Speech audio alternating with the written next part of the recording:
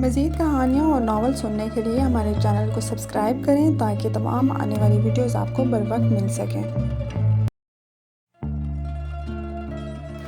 بسم اللہ الرحمن الرحیم۔ یہ کہانی ہے ایک ایسے شخص کی جو بہت خوش اخلاق تھا اور اس کی خوش اخلاقی کی وجہ سے ہی اس کا کاروبار بہت اچھا چلتا تھا۔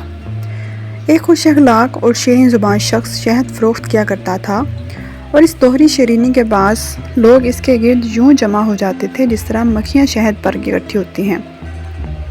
اس کا سارا شہد دیکھتے ہی دیکھتے بک جاتا تھا۔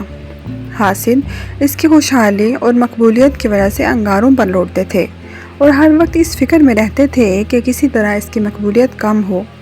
آخر وہ اپنی اس ناپاک کوشش میں کامیاب ہو گئے۔ انہوں نے ایسی سازش کی کہ شہد فروش کی خوش اخلاقی اس کی بد اخلاقی میں بدل گئی۔ اب جو گاہک بھی اس سے بات کرتا وہ اس کے ساتھ لڑتا اور بک بک کرتا۔ نتیجہ یہ ہوا کہ اس کے سارے گاہک ٹوٹ گئے اور نوبت یہاں تک پہنچی کہ جب وہ بازار میں آتا تو اس کے بعد سوائے مکھیوں کے کوئی بھی نہ آتا۔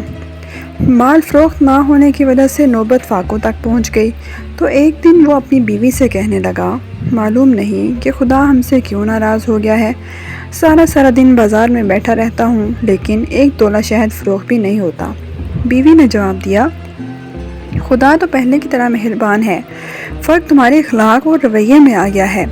پہلے تم اپنی شیرین گفتاری اور حسن اخلاق سے لوگوں کے دل مول لیتے تھے، ہر شخص تم سے بات کر کے خوش ہوتا تھا اور دوسرے شہد فروشوں کو چھوڑ کر تم سے شہد خریدتا تھا۔ اب تمہاری تلخ کلامی نے لوگوں کے دلوں میں نفرت پیدا کر دی ہے اور انہیں تمہارا شہد بھی کڑوا معلوم ہوتا ہے۔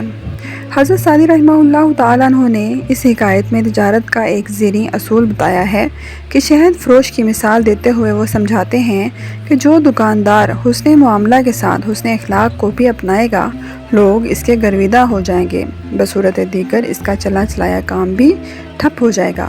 اردو ایکسپریس کے سامعین، اگر آپ کو یہ ویڈیو پسند آئی ہے تو ہمارے چینل کو سبسکرائب کریں، لائک کریں ویڈیو کو اور کمنٹ کر کے ہمیں ضرور بتائیں کہ آپ کو یہ ویڈیو کیسی لگی۔ Thank you for watching. اللہ حافظ۔